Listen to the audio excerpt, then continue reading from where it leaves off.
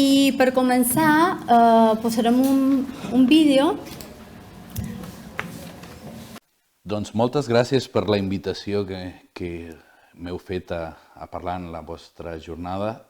És un plaer per mi donar-vos a conèixer aquest òrgan que s'ha creat a la Moncloa i que crec que és de l'interès mutu que acabi funcionant bé, no?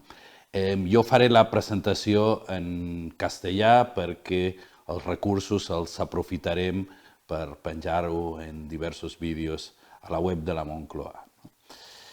Gracias por la oportunidad de presentaros el Alto Comisionado y daros a conocer nuestra visión sobre el papel de la Escuela 03. Creo que es importantísimo el trabajo que hacéis en Baleares en este sentido y creo que hay una convergencia muy clara entre el trabajo que hacéis vosotros y el trabajo que hacemos nosotros desde el Alto Comisionado. El Alto Comisionado fue creado para abordar un problema que ha sido bastante desatendido durante largo tiempo, a pesar de que la alarma sobre los problemas de pobreza infantil existía. Esa alarma había saltado varias veces, habíamos sido amonestados por la Unión Europea, diversas entidades sociales mostraban que este era un problema acuciante, un problema extendido, un problema de mucha relevancia y en ese sentido el Alto Comisionado surge como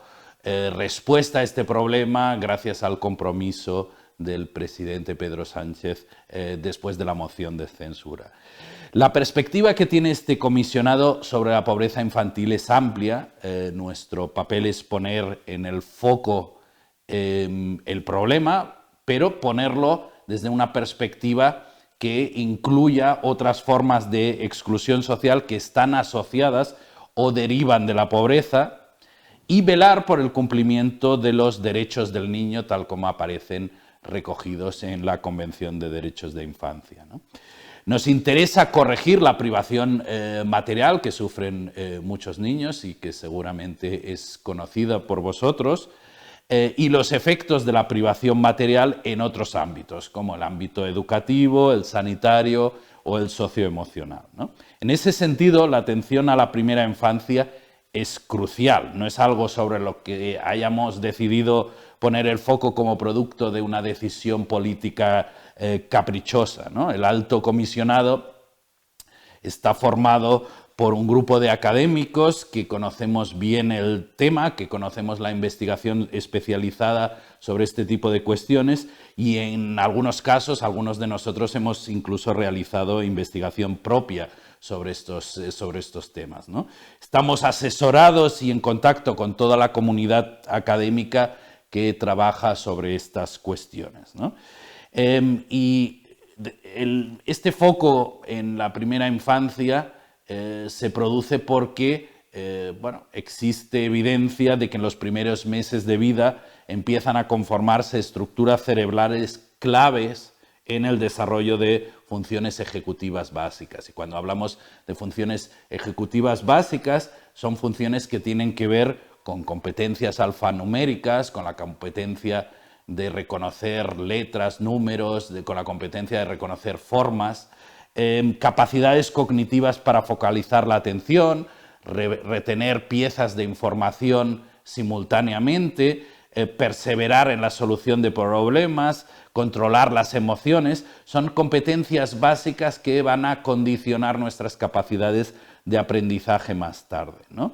En la investigación sobre estos temas está evidenciando que ya desde los primeros años de vida se abren brechas en las capacidades cognitivas y no cognitivas entre estudiantes de diferente origen social. Son brechas que tienden a persistir, que tienden a preservarse en etapas más avanzadas de la infancia y la adolescencia y muchas veces son difíciles de corregir en esas etapas más avanzadas, ¿no?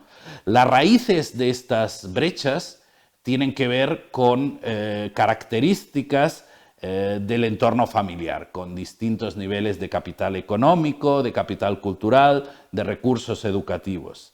Y tiene que ver con experiencias en estos hogares que se expresan en interacciones con el niño, la estimulación de sus capacidades cognitivas, los estilos de vida en estos hogares, la socialización en valores, ¿no? La pobreza en estas etapas, y sobre esto también hay mucha investigación, puede ser una experiencia corrosiva, una experiencia con implicaciones negativas para el desarrollo de esas funciones ejecutivas básicas de las que os hablaba antes. Y esa experiencia corrosiva puede terminar lastrando capacidades de aprendizaje y capacidades de progreso educativo, ¿no? Capacidades para seguir el ritmo de aprendizaje que siguen otros estudiantes en las aulas, ¿no? Ante esta constatación se ha reivindicado el papel de las intervenciones socioeducativas en etapas tempranas, ¿no? La literatura académica ha acreditado la eficacia de distintos tipos de intervenciones, de distintos tipos de opciones, pero la más intensiva es la escolarización de los niños de 1 a 3 años en centros de educación infantil de calidad. Los beneficios de estas intervenciones son especialmente positivos para niños que provienen de entornos familiares más desfavorecidos, ¿no? Porque en estos hogares los niños muchas veces no reciben la estimulación cognitiva que se encuentra en la raíz de los problemas de aprendizaje que experimentan en etapas posteriores, ¿no? Entonces, la evidencia de estos beneficios cognitivos es muy sólida, es decir, hay trabajo muy robusto, trabajo de investigación, especialmente a partir de estudios que se llaman experimentales aleatorizados, que comparan los efectos de un programa de educación preescolar ofrecido a un grupo de niños con los efectos que no tendría este tratamiento, es decir, con qué pasa con un grupo homologable donde no se participa en estos programas, ¿no? Y buena parte de estos estudios analizan los efectos que tiene en particular este tipo de programas de escuela infantil en niños en situación de desventaja socioeconómica o en niños en situación de riesgo sociosanitario en condiciones de vulnerabilidad, ¿no? De manera muy homogénea, estos experimentos han evidenciado mejoras significativas de estos niños en indicadores de desarrollo cognitivo cuando tuvieron la oportunidad de participar en intervenciones socioeducativas tempranas, ¿no? Y las intervenciones, y esto yo creo que es necesario recalcarlo, son mayores, los efectos, las mejoras son mayores cuando las intervenciones son intensas, cuando son permanentes, cuando son de elevada calidad pedagógica y cuando comienzan a partir de 1 año de vida, ¿no? Las ventajas, además, son mayores en niños que provienen de entornos desfavorecidos que en otro tipo de niños, ¿no? En ese sentido, digamos, estas intervenciones tienen un efecto compensador desde el punto de vista social, ¿no? Otros estudios basados en otro tipo de datos y metodologías no experimentales confirman estas evidencias y en particular el efecto compensador que a nosotros en el comisionado nos interesa particularmente, ¿no? En España también comenzamos a tener estudios que corroboran la importancia de la escuela infantil en rendimientos de niños a los 10, a los 15 años. En España, los niños a los 10 o 15 años pues, muchas veces participan en determinadas pruebas de competencias, el PILS, el estudio PISA, que han acreditado esta relación entre haber participado en una escuela infantil cuando tenían menos de 3 años y mayores rendimientos en etapas más avanzadas, en estas etapas a los 10, a los 15 años, ¿no?